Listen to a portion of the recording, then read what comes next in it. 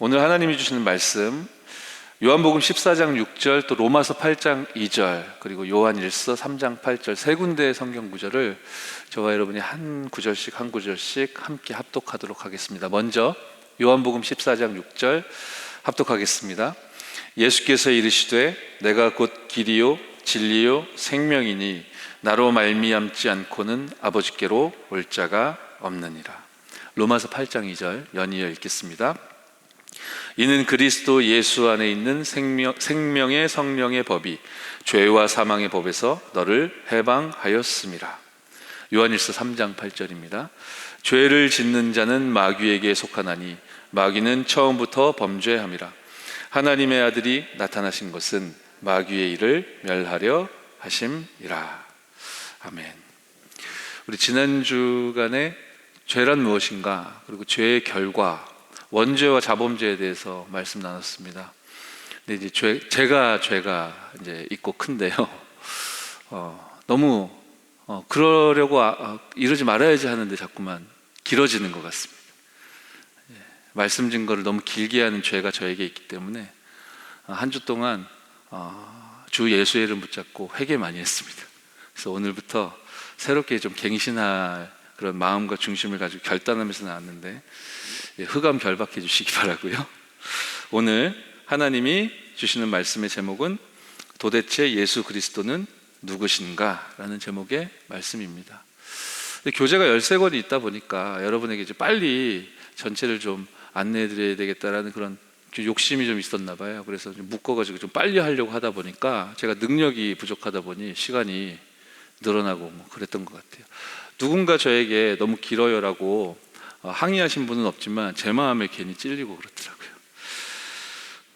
그래서요, 서두를 것이 아니고 또 힘을 낼 것이 아니고 또 의욕을 낼 것이 아니고 성령의 인도를 받고 하나님의 말씀을 우리부터 누리고 저부터 누리고 증거해야 되겠다, 그런 마음을 편안한 가운데 하나님이 주셨습니다. 도대체 예수 그리스도는 누구신가? 평신도가 읽을 전도훈련 교재 7과 차례에 7주 분량의 메시지가 들어있다라고 말씀드렸습니다. 그래서 교재 안에서 보시면 이제 5번이라고 기록되어 있는 부분이 바로 도대체 예수 그리스도는 누구신가 이겠죠. 이것을 7주 분량의 메시지라고 이해해서 따로 이렇게 끄집어내서 주차별로 가서 읽어주기 시작한다면 5과라고 볼 수도 있겠죠.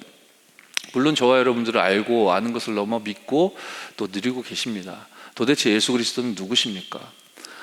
기름 부음 받아 세워진 선지자들이 구약시대에 많이 왔지만 하나님을 떠난 이 근본적인 문제를 해결할 그런 능력 있는 선지자들이 단 한 명도 없었기 때문에 기름 부음 받은 자 참 선지자를 하나님께서 보내시겠다라고 약속했고 그분이 오셨습니다. 사실은 성경이 말씀하는 죄 문제에 모든 인간이 빠져 그 죄의 결과로 고통 속에 살다 보니까 자범죄에 허덕일 수밖에 없는 인간의 운명, 이 저주, 이 지옥 배경의 문제를 하나님이 아시고 하나님만이 해결하실 수 있고 용서해 주실 수 있기에 기름 부음 받은 제사장들이 아무리 양과 소를 많이 잡고 피제사를 많이 하나님께 드린다 해도 근본적으로 원죄 문제를 해결할 수 없다는 걸 하나님이 아시고 참된 제사장 그리스도를 보내주셨고 그분이 저와 여러분들의 모든 죄를 사하여 주셨음을 알고 또 믿고 우리가 누리고 있죠. 도대체 예수 그리스도께서는 누구십니까?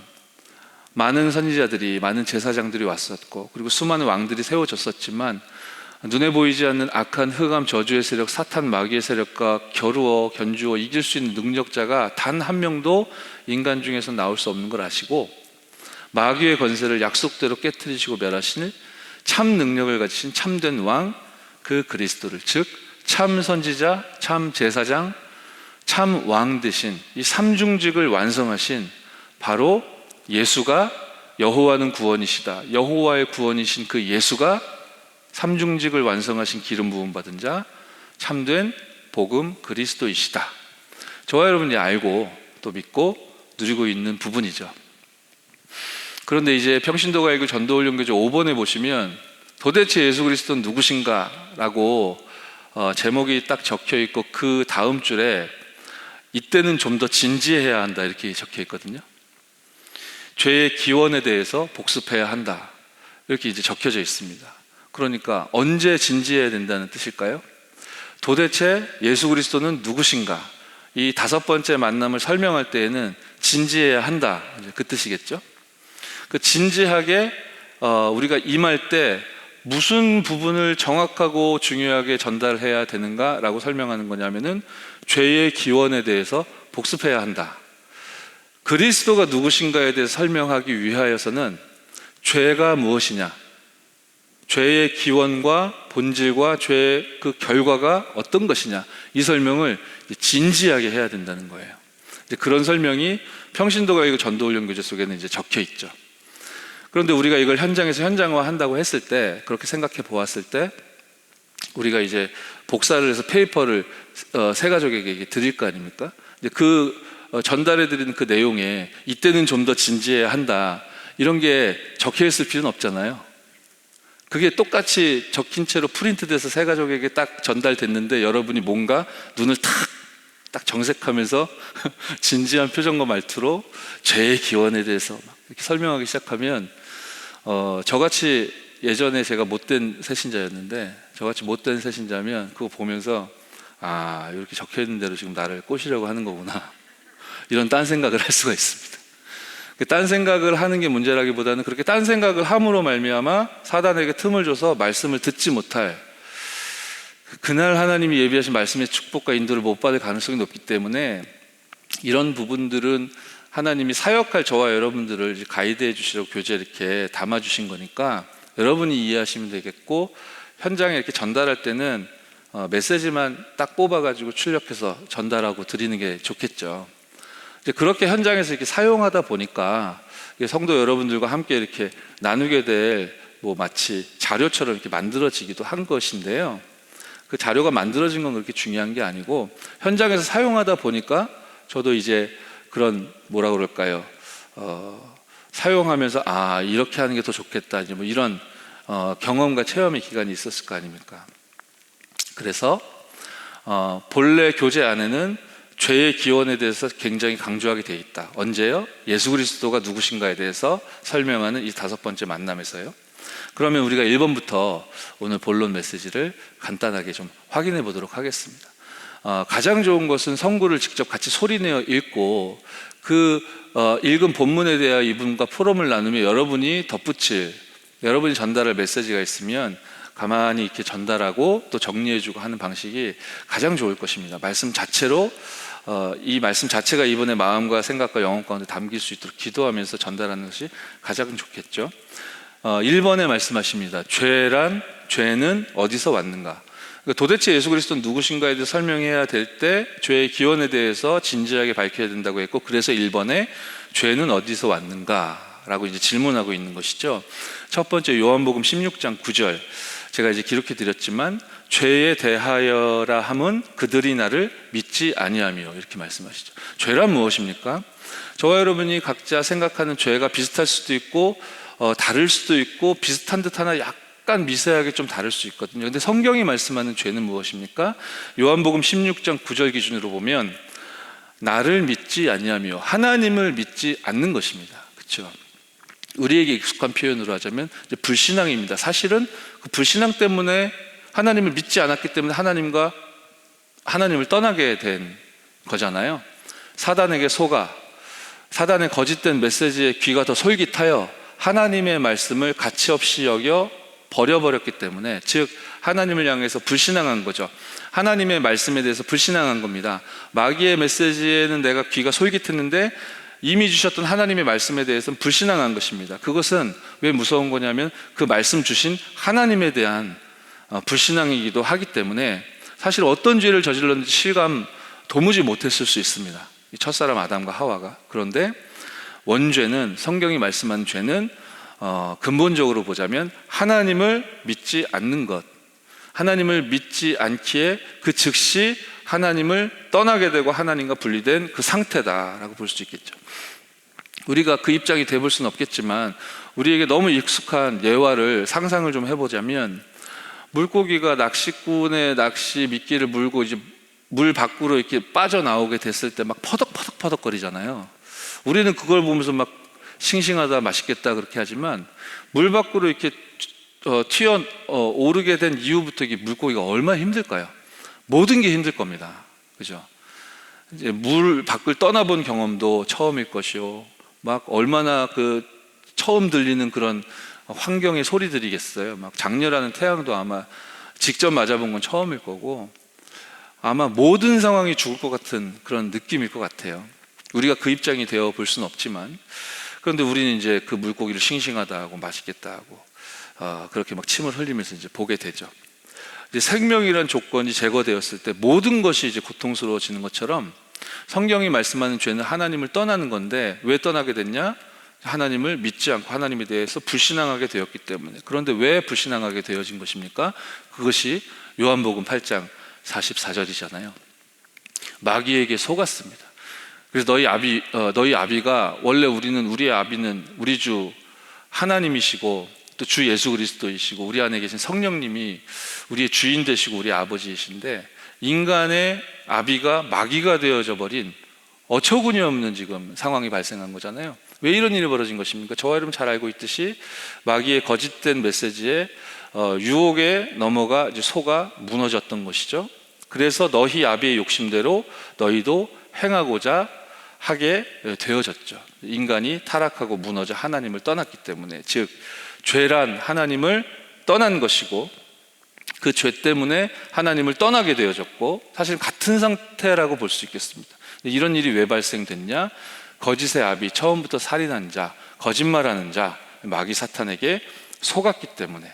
그래서 요한일서 3장 8절 우리가 오늘 처음 시작할 때 읽었지만, 인간이 어떤 지경에, 어떤 상태, 어떤 문제 가운데 처하게 된 것입니까?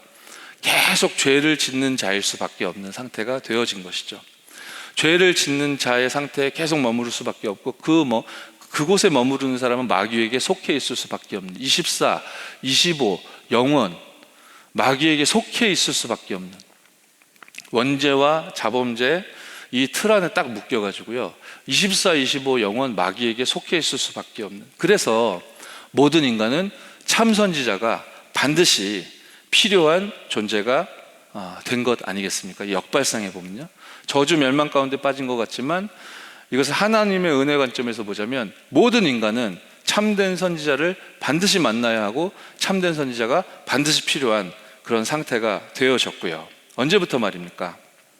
사단의 소가 죄 가운데 하나님을 믿지 않는 불신앙에 빠지게 되면서 그 즉시 하나님을 떠나게 되었을 때, 즉 에덴 동산 사건, 그 에덴 동산 사건이 벌어진 이후로 사탄의 거짓 복음 12가지는 막 작동하기 시작했지 않습니까? 네가 하나님이 되어라, 접심시켜서 네피림 운동을 일으키고요, 그리고 육신적이고 세상적인 성공만 모든 것인 줄 착각하도록 바벨탑 쌓게 만들고, 그렇게 창세기 3장, 6장, 11장 이 거짓 복음을 붙잡고 살아가야 하니 하나님 떠난 인간이 어떤 소리, 어떤 말을 들어야 되겠습니까? 사람의 말을 듣고 따라갈 수밖에 없겠죠. 그런데 그게 사람의 말인 줄 알고 그거 듣고 따라갔는데 알고 보니까 그게 마귀 사탄 귀신의 소리다라고 하셨잖아요. 어떤 소리입니까? 이제 귀신 들려 점하는 자의 소리, 무속인의 말, 그리고 종교의 소리. 사람의 말이고 사람의 소리인 줄 알았는데 그게 귀신의 음성이고 소리였죠. 이 사실을 알지 못한 지 계속 사탄의 거짓 복음 12가지를 따라갈 수밖에 없는 그 근원적인 문제가 창세기 3장 에덴 동산 사건으로부터 시작되었고, 사실은 그래서 모든 사람은 참된 선지자를 만나지 않으면 절대로 안 되는 그런 지경에 처하게 되었고, 저와 여러분들도 똑같이 그 멸망과 저주 속에 있었는데, 하나님께서 참된 선지자, 하나님 만나는 유일한 길, 진리, 생명, 그 그리스도를 저와 여러분들에게 허락해 주심으로 하나님 만날 수 있게 돼요. 구원받은 것도 감사한데 여러분이 참 선지자를 반드시 만나야 될 이 대상자들 향해 기도할 수 있는 전도자가 되어진 거 아니겠습니까?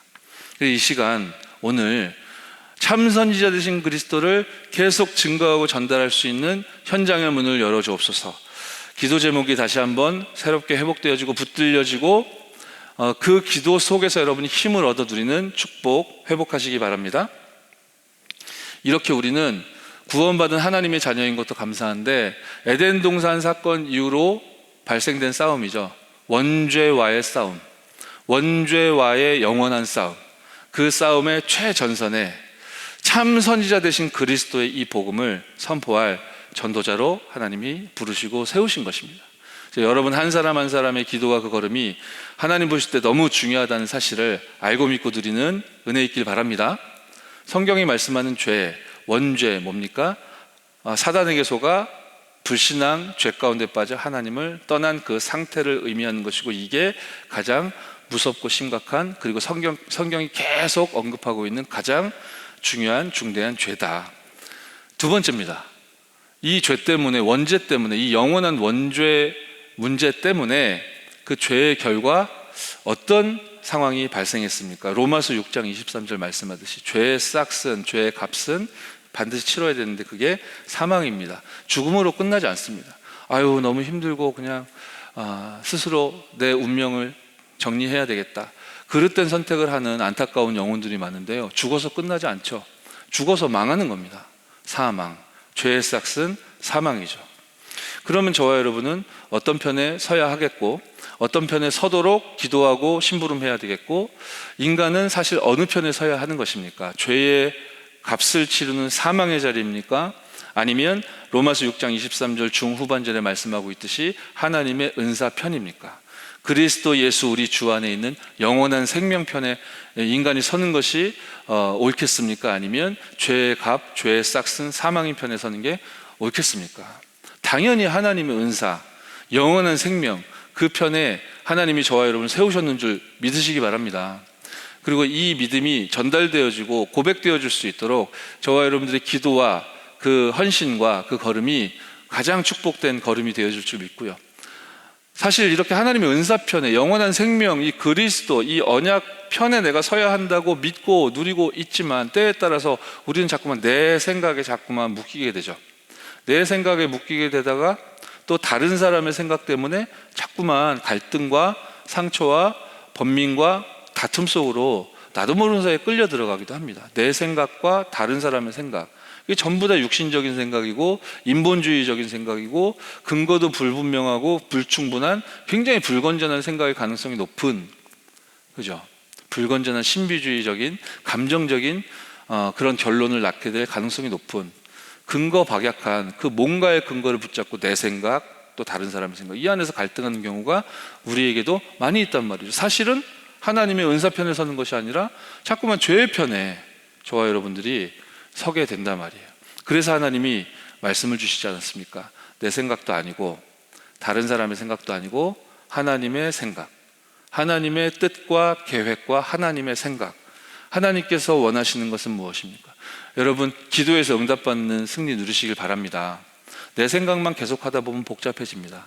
다른 사람의 생각에 내가 말려들기 시작하면 갈등하게 되고 시기하게 되고 미운 마음이 막 감정의 기복이 막 일어나기 마련이잖아요. 자존심 상하고 내가 이걸 잘 버텨내려고 하지만 얼굴은 시뻘개지고 그러다가 막 들키고 그렇지 않습니까? 그때가 가장 좋은 때인 것 같습니다. 그 즉시 확인할 수 있기 때문에 그렇습니다. 하나님, 내 생각과 다른 사람의 생각에 큰 영향을 받고 지금 뭔가 불신앙하기 일보 직전인 지금 하나님의 계획은 무엇입니까? 하나님이 원하시는 것은 무엇입니까? 하나님의 생각은 무엇입니까? 이렇게 기도할 수 있고 기도하면 응답받을 수 있는 성삼위 하나님이 자녀 삼으신 신분과 권세가 여러분 속에 있기 때문에 7대 흐름의 1번 언제나 누리시고, 특히 문제와 갈등이 올 때 죄의 편이 아니라 하나님의 은사 편에 서시는 저와 여러분 되어줄 줄 믿습니다. 그래야 우리 새 가족들에게 증인으로서 증거하고 전달할 거 아닙니까? 나도 이랬다, 나도 이렇게 몰랐다, 나도 이렇게 속았다, 내가 이렇게 신앙생활 성공만 하고 승리만 한 거 아니다, 내가 이렇게 응답받을 자격이 이렇게 없는 사람이다, 이렇게 불신앙 많이 했다. 그런데 하나님의 은사가 나에게 영원한 생명을 주셨다라는 증거로 당신을 만나 이렇게 예수가 그리스도 되신다라는 복음을, 도대체 예수가 그 그리스도가 누구신가에 대해서 나누고 함께 힘을 얻을 수 있도록 하나님이 이렇게 응답과 증거를 주신 거 아니냐. 물론 내가 때에 따라서 건강 또 경제 여러 가지 인정 그런 등등의 응답을 하나님 많이 주신 것 같지만 그게 진짜 응답이 아니고, 이렇게 현장에서 내게 주신 이 복음을 내가 누리고 또 나누고 함께 포럼하는 이 자체가 최고의 응답과 축복인 것이다. 여러분의 그 진실하고 하나님 말씀에 근거한 그 진솔한 말씀과 그 포럼이 많은 새가족과 우리 현장을 살리게 되고, 하나님 믿는 사람은 이런 거구나. 교회 다니는 건 되게 좋은 거구나. 나도 예배를 드려야 되겠다. 나도 저 집사님 따라가서, 저 권사님 따라가서, 우리 장로님 따라가서 다락방에 한번 참여를 해봐야 되겠다. 지교에 한번 가봐야 되겠다. 당연히 자발적으로 자연스럽게 그런 마음이 들도록 여러분 꼭 기도하셔서 응답받는 축복 누리시기 바랍니다. 얼마나 감사합니까? 이런 응답을 우리가 받아 누릴 수 없는 존재들이었지 않습니까? 왜요? 에베소서 2장 3절 말씀하시듯이 전에 우리는 다 어떤 존재들이었습니까? 우리 육체의 욕심을 따라 지내며 육체와 마음에 원하는 것만, 그것만 알았었잖아요. 그 경주마 옆에 쳐다보지 못해 이렇게 딱 막아놓지 않습니까? 우리가 영적으로는 마치 그런 모습이었잖아요. 육체와 마음에 원하는 것을 하여 그것만 있는 줄 알았었잖아요. 근데 그 상태가 왜 무섭고 위험한 거냐면 뭐라고 말씀하십니까? 본질상 진노의 자녀예요.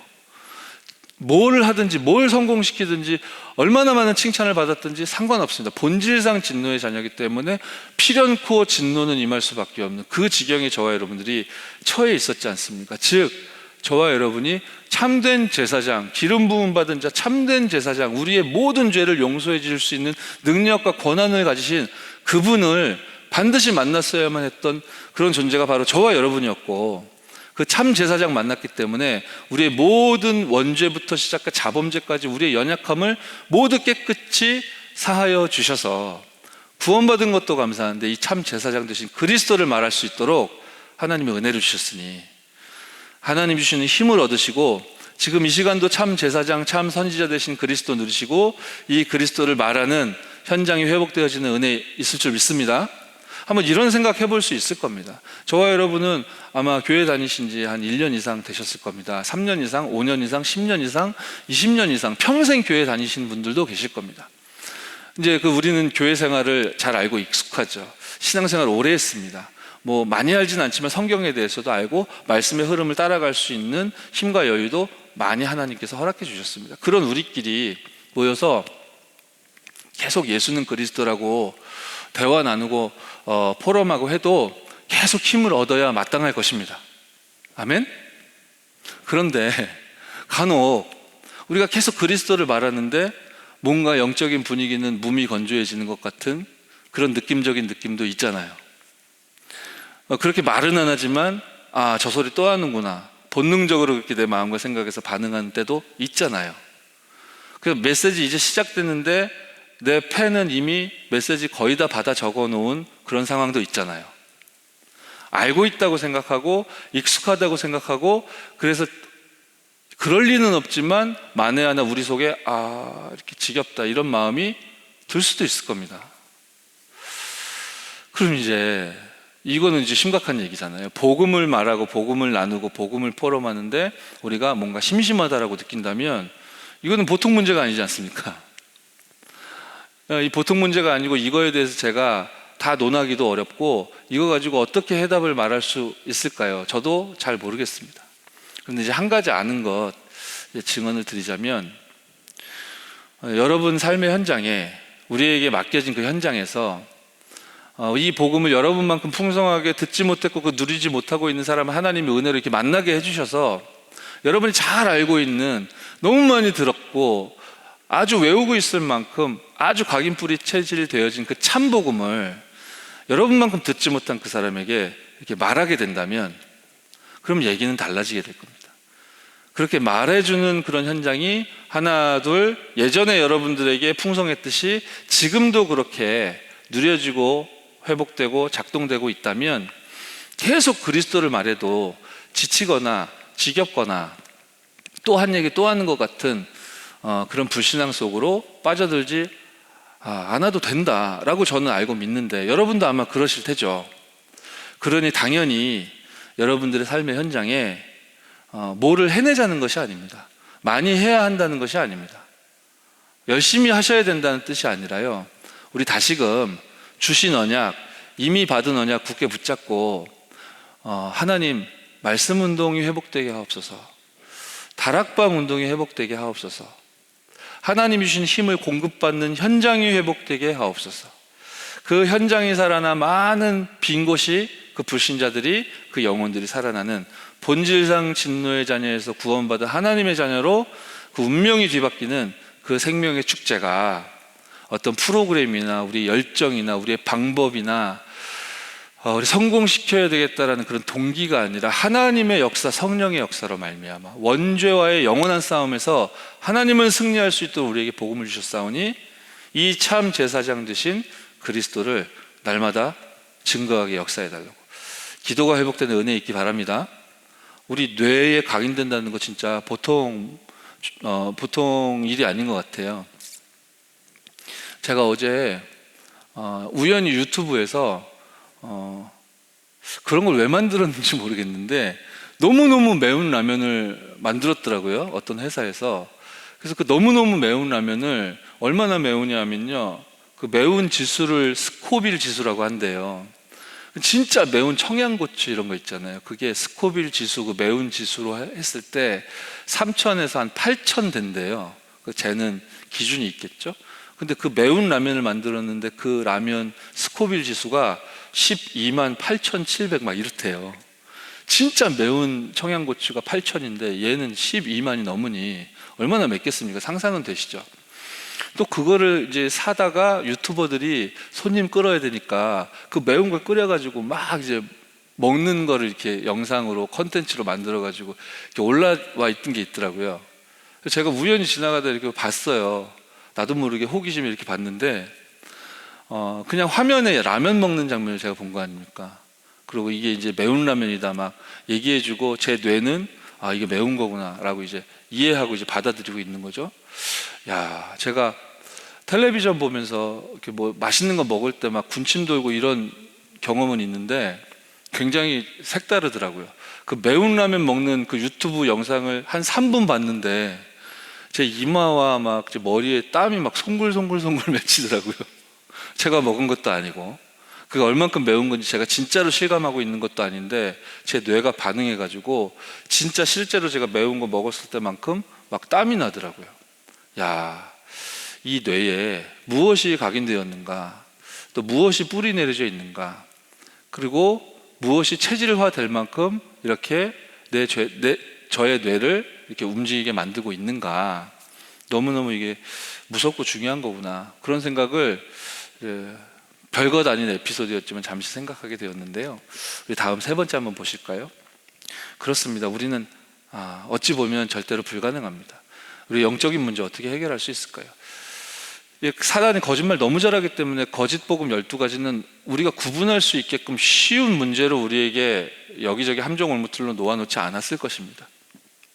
우리가 구분하기 어려운 형태로, 어찌 보면 우리가 굉장히 좋아하고 익숙한 형태로 여기저기 함정틀 올무를 놔놨을 거거든요. 이걸 우리가 어떻게 분간하고 어떻게 구분하고 이걸 어떻게 보이지도 않는데 영적으로 싸워서 승리하고 그 죄의 사슬에서 우리가 어떻게 벗어날 수 있겠습니까? 우리로서는 사실은 불가능이죠. 그래서 하나님께서 참 왕 되신 그리스도를 보내주시사 마귀의 일을 멸하셨죠. 그것이 세 번째입니다. 요한일서 3장 8절. 이 참된 왕이 저와 여러분에게 반드시 참으로 필요한 거 아니겠습니까? 오늘 본문엔 없지만 창세기 3장 사건, 에덴 동산 사건 벌어지고 나서 16절로 20절에 그 죄의 결과가 쫙 설명되죠. 여자에게는 하나님께서 말씀 주시잖아요. 임신하는 고통, 그 해산하는 수고, 그죠? 그러면 임신과 해산, 아이 출산하고 아이 기르고 이게 포인트겠습니까? 여러분 본문 자세히 보십시오. 고통과 그 수고, 이제 이게 없던 게 지금 인간에게, 인생에게 지금 발생한 거잖아요. 죄의 결과로, 원죄의 결과로, 그 고통의 결과로, 그 자범죄의 인생이 인간에게 뭐라 그럴까요? 이제 발생했음을 하나님이 말씀 주시는 거잖아요. 그러니까 인간에게 여자만 그렇겠습니까? 남자도 그렇습니까? 남자만 그렇겠습니까? 여자도 똑같습니다. 성인만 그렇겠습니까? 아이도 똑같습니다. 아이도 똑같고요. 노년층도 마찬가지고 모든 인간이 고통과 수고 이 가운데 딱 놓인 거죠. 남자도 땅이 네가 아무리 수고해도 엉겅퀴를 낼 거다, 가시덤불을 낼 거다, 그잖아요. 네가 평생 수고해야 될 거다. 사실은 영적인 문제에 대해서, 인간의 저주와 멸망의 상태에 대해서 하나님이 말씀 주시는 거 아니었겠습니까? 죄의 결과 인생에 고통이 들어왔다. 근데 가장 주목해야 될 부분은 어떤 부분이라고 제가 생각이 드냐면요, 여자에게 하나님이 말씀하시죠. 너는 남편을 원하나 남편은 너를 다스리게 될 것이다. 하나님이 그렇게 말씀 주세요. 그런데 너는 남편을 원하나 남편은 너를 다스릴 것이니라. 이게 남녀의 차등이 있다, 뭐 그런 설명이겠습니까? 공평하신 하나님이 남녀의 차등을 두신 것이겠습니까? 이게 하나님이 만드신 창조 질서이겠습니까? 사실은 잠깐만 생각해도 그렇진 않죠. 이미 창세기 3장 에덴 동산 사건 발생했습니다. 하나님이 창조하신 그 창조 질서에 대해서 불신앙해서 인간은 하나님을 떠나버렸습니다. 이 땅엔 저주와 멸망이 들어와 버렸고 하나님의 자녀가 마귀의 자녀가 되어버렸습니다. 절대로 일어날 수도 없고 일어나서는 안 되는 일이 지금 벌어졌고 이미 곳곳에 균열은 발생했죠. 하나님이 이렇게 만드신 건 아닙니다. 인간이 마귀에게 속아 스스로 선택해서 멸망 가운데 들어갔기 때문에 이렇게 어그러진 거지, 하나님이 이렇게 만드신 건 아니죠. 그리고 너는 남편을 원하나, 사실은 이 의미가 제가 히브리어 원어 공부 열심히는 안 했지만 제가 학교에서 공부할 때 이렇게 들었는데요, 기억이 나는데요, 아내가 남편을 사랑하는 정도가 더 크고 남편이 아내를 사랑하는 정도가 더 작을 것이다, 이제 그런 감정적인 얘기, 원어의 의미는 그렇지 않다라고 하시더라고요. 원어의 의미가 무엇이라고 제가 배운 기억이 나냐면요, 여자에게 너는 남편을 원하나, 이거는 무슨 뜻이라고 본문의 의미는 뭐라고 하셨냐면요, 네가 원하는 대로 저 남편이 움직여야 한다고 너는 여기게 될 것이다. 그러니까 상대방이 내가 원하는 대로 움직여야 한다라고 너는 그렇게 생각하게끔 되어버렸다. 그런데 상대방이 네 마음대로 움직이지 않을 것이다. 그죠? 너는 남편을 원하나 남편은 네 원하는 대로 안 움직이고 오히려 남편이, 남자가 더 힘이 셀 거 아닙니까? 그러니까 남편이 오히려 너를 다스릴 것이다. 그죠? 하나님과 하나님의 말씀과 언약 중심으로 참 행복한 삶을 살 수 있었던 인간이 하나님을 떠나게 되고 나 중심이 되고, 그게 인간 중심인 줄 알았더니 마귀 중심이 되다 보니까요, 너무 야만적이 된 거 있죠. 너무 폭력적으로 바뀐 겁니다. 하나님이 창조하신 질서는 그렇지 않죠. 그냥 힘이 전부입니다. 힘의 논리와 질서로 이 땅이 다스려지는 것처럼 인간이 사단에게 사로잡혀 이제 속게 되어진 거죠. 그러니까 여자는 내가 원하는 대로 저 사람이 이렇게 돼야 되는데 라고 소원하는 거예요. 원하게 되면 자기가 패권 휘두르겠죠. 그런데 이게 원하는 대로 안 되고 힘센 사람이 나를 억압하고 누르면 이제 어쩔 수 없이 거기에 묶일 수밖에 없겠죠. 그래서 억압하는, 힘 있다고 믿어서 확신해서 억압하는 그 사람은 이제 어떡합니까? 아담은 이 여자의 이름을 하와라 지어주지 않습니까? 원래 아담이 이름 지어줬던 대상들은 아시다시피 짐승들인데, 하나님이 유일한 하나님의 형상으로 영적인 존재로 지으신 인간을 향해 짐승에게 행하던 그 일을 아담이 행하는 거죠. 그 이름을 지어주면서 내가 힘세니까 너는 내 것이다, 뭐 그런 선언이었겠죠.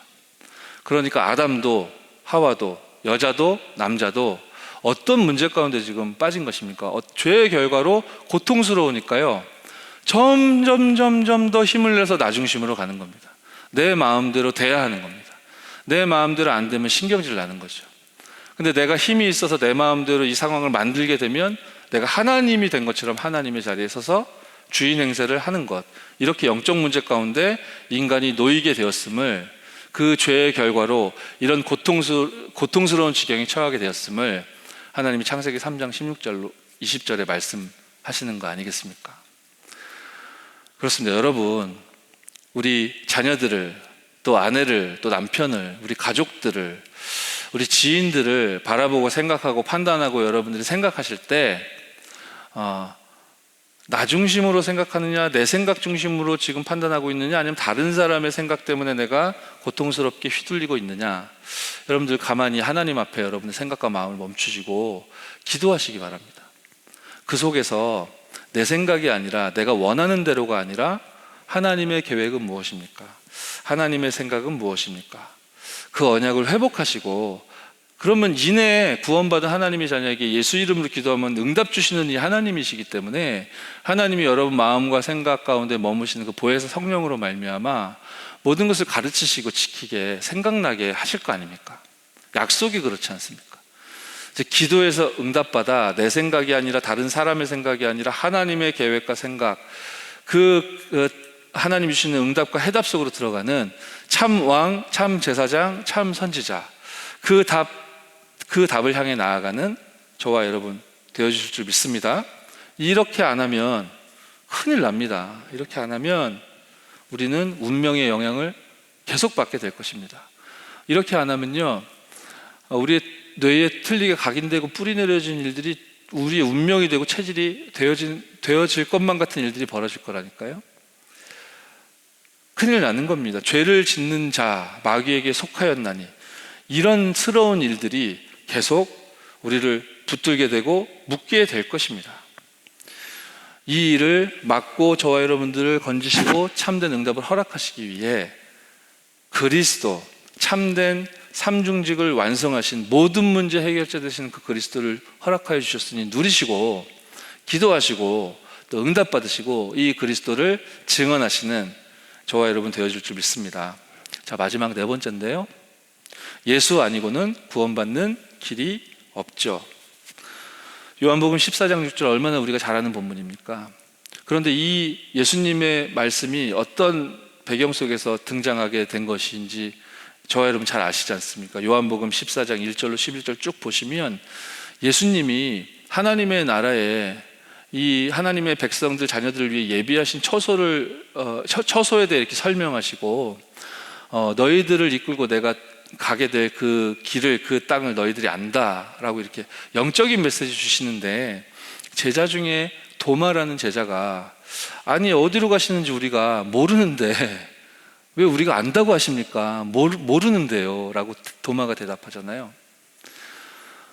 그리고 이제 예수님께서 내가 곧 길이요 진리요 생명이니 나로 말미암지 않고는 아버지께로 올 자가 없느니라 메시지 주시면서 또 영적인 메시지 전달하시는데, 하나님에 대해서 너희가 나를 봤다면 너희가 하나님 아버지를 봤다 이렇게 설명하시니까, 빌립, 유명한 이 평신도 제자잖아요. 빌립이 이 요한복음 14장 1절 11절 이 본문 내용 속에 그러면 그냥 그렇게 말씀하지만 마시고 하나님을 직접 보여주십시오. 안 보이는데 우리가 어떻게 알고 믿겠습니까? 보여주시면 믿겠습니다. 뭐 이렇게 나오죠. 여러분 혹시 교회 다닌 지 오래됐고 또 신앙생활에 기간도 길고 또 훈련도 많이 받았고 그랬는데 나는 잘 모르겠고 잘 안 믿어지는 것도 있고 응답이 있는 듯 없는 듯 같기도 하고, 혹시 그러십니까? 혹시 그런 분이 계실 수 있겠죠. 저도 예전에 그런 시간 오래 걸었거든요. 그래서 저는 시간이 흐르면 흐를수록 더욱더 실감이 돼요. 어떤 부분이냐면 붙어있기만 해도 된다. 붙어있기만 해도 된다. 근데 이게 무기력하고 무책임한 얘기가 아니라 하나님의 언약이 완전하고 하나님의 언약이 위대하시기 때문에 이 복음운동과 전도운동에 붙어있기만 해도 하나님이 이렇게 놀라운 은혜와 응답들을 볼 수 있게 하나님이 인도하시는구나. 제가 너무너무 새삼스럽지만 실감이 되거든요. 도마와 이 빌립이 하나님 보여주세요 그럼 믿을게요.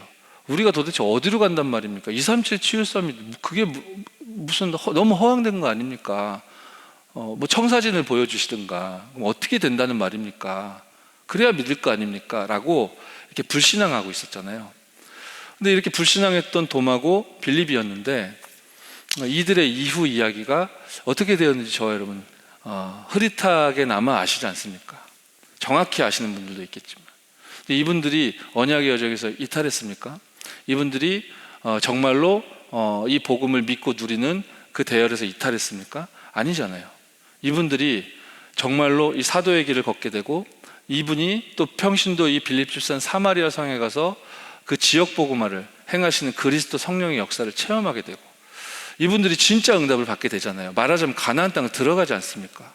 가나안 땅 못 들어갈 것만 같은 불신앙의 말을 하던 그들이었는데, 도대체 무엇이 그들로 하여금 내가 곧 길이요 진리요 생명이니 나로 말미암지 않고는 아버지께로 올 자가 없느니라 하나님 만난 이 유일한 길, 진리, 생명 되신 그리스도를 진짜로 믿고 누릴 수 있도록 이끄셨을까? 물론 하나님의 계획이고 하나님의 말씀 성취겠죠.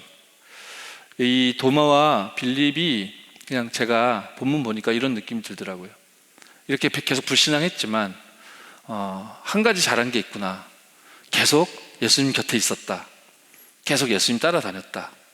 계속 안 믿어지는데, 계속 불신앙하는데, 뭐 보여달라고 하는데, 굉장히 육신적으로만 계속 추구하는데, 그런데 하나 잘했는데, 그 하나님 은혜겠지만 예수님 곁에 계속 머물렀다.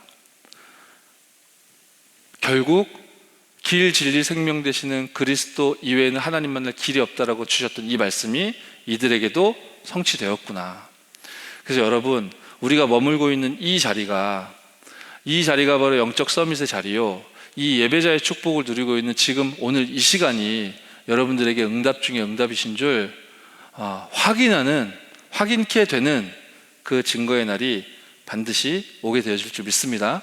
그래서 절대로 불신앙 때에 따라서는 할 수 있는데 예배 놓치지 마십시오. 여러분, 때에 따라서는 원망, 불평, 미움, 시기 이런 마음 올라올 수 있는데요, 절대로 예배를 놓치는 일은 없도록 하십시오. 우리 교회와 예배 절대로 양보하거나 놓치지 마십시오. 내가 너무 무기력하고 힘이 없게 느껴져도, 전도 하나도 못했고 못할 것만 같다라고 느껴진다 해도, 여러분 절대로 하나님 자녀의 최고의 축복이자 인간 행위의 최고인 이 예배를 절대로 놓치지 마십시오. 아멘. 그 최고의 응답 속에 여러분들이 거하기만 하면 하나님이 약속하신 그 모든 약속들이 여러분 인생을 통해 증거되어지는 은혜에 있을 줄 믿습니다. 그래서 요한복음 6장 35절 40절 35절만 잠깐 언급해 드리면, 나는 생명의 떡이라고 하시잖아요. 내게 오는 자는 결코 줄이지 아니할 터이요 나를 믿는 자는 영원히 목마르지 아니하리라. 약속하신 그대로 7대 흐름 마지막이 교회와 예배인데, 그 교회와 예배는 보좌의 안테나라고 하셨는데, 그 안테나만 딱 붙잡고 계시면 7대 흐름 전체가 여러분 인생에 가장 편안하고 안전하게, 너무너무 억지스럽지 않게 주변에 전달될 만큼 확실한 신앙 고백으로, 여러분 신앙의 여정으로, 증거로 나타나게 되어질 줄 믿습니다. 자, 요한복음 15장 19절로 20절에 뭐라고 말씀하십니까? 특히 19절에 너희가 세상에 속하였으면 세상이 자기의 것을 사랑할 것이나 너희는 세상에 속한 자가 아니다 라고 하십니다. 그렇죠. 어째서 그렇습니까? 세상에 속한 자, 어떤 자입니까? 요한복음 8장 44절 상태죠. 마귀의 자녀, 너희 아비가 행하고자 하는 대로 너희도 행하려고 하는구나. 전에 그랬듯이 마음과 생각에 원하는 것을 하여 육체만 계속 추구하는구나. 그죠?